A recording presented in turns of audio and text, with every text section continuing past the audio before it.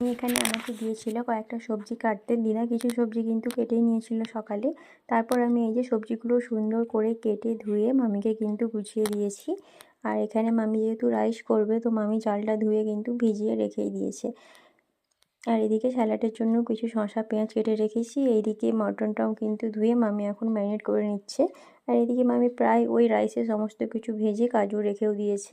এইদিকে আমাদের মাংসও কিন্তু বেশ শেষের পথে, মানে কষানো হয়ে গেছে, শুধু প্রেসারে দেবে। আর দিদা এখানে সমস্ত মাছগুলো, মানে চিংড়ি মাছগুলো সুন্দর করে বেছে ধুয়ে নিচ্ছিল। তারপর এখানে মামি বলল স্যালাডগুলো কেটে দিতে, তো আমি স্যালাডগুলো শসা পেঁয়াজ লেবু গাজর কাঁচা লঙ্কা সমস্ত কিছু রেডি। আর এইদিকে আমাদের রান্নাও একদম রেডি।